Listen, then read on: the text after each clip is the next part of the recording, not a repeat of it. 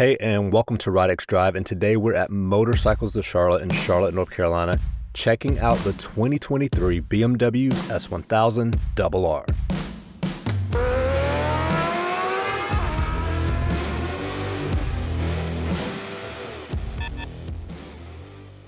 So this bike has been significantly updated for the 2023 model year, and starting with the looks, the S1000 RR features three different color schemes. The base variant is Black Storm Metallic, Style Passion and Racing Red costs $375, and the racing-oriented light white M design like the one we have here will set you back $2,495. It's available with the M package, which also includes features such as the M footrest system and carbon fiber wheels. These wheels push the price up another $2,000, but they're definitely worth the price for both looks and reducing unsprung weight. This bike has also been equipped with the dynamic race and milled parts package, all necessary if you want dynamic damping, cruise control, heated grips, a maintenance-free chain, a titanium silencer, and the M levers. In total, this bike's MSRP is $23,900, which is well above the $18,590 base price.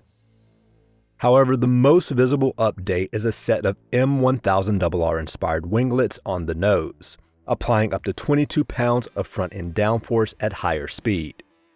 They're not quite as large as the versions used on the M1000 RR, which can manage as much as 36 pounds of downforce, but it's still a nice upgrade for the standard bike.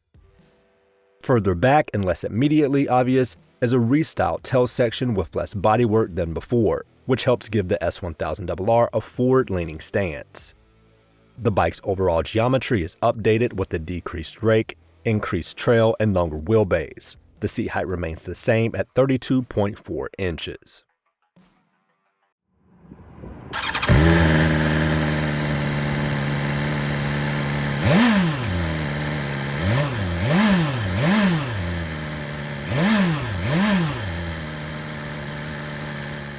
In the US market, the 999cc inline-4 still makes 205 horsepower at 13,000 RPM and 83 pound-feet of torque at 11,000 RPM.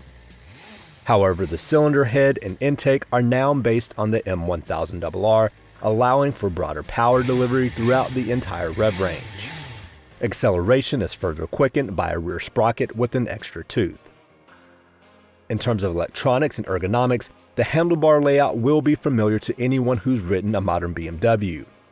At first, things can be a bit overwhelming as there are a lot of controls, but straightforward once you get used to them. Menu and lighting controls are on the left, and ignition and engine start controls are on the right. The 6.5-inch TFT display is ultra clear and offers plenty of information.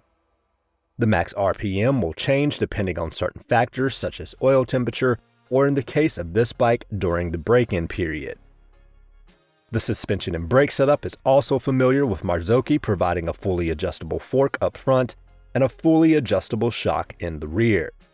Stopping power is done by 320mm disc and 4 piston calipers up front and a single 220mm disc and single piston caliper in the rear.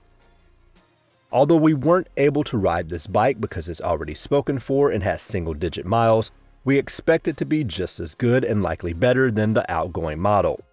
We've spent plenty of time with the previous model, and it was so good that we complained it felt over-engineered and a bit lacking in personality. But that's a problem increasingly found throughout the automotive and motorcycle industries as mechanical controls are removed in favor of electronics. But overall, this latest version of the BMW S1000 RR picks up where the old one left off, and should continue the trend of being a highly desirable and highly capable superbike. Thanks for watching, and thanks to Motorcycles of Charlotte for letting us spend some time with this bike. Be sure to subscribe if you enjoyed this video, leave a comment below, and you can also find us on Instagram at Ridexdrive.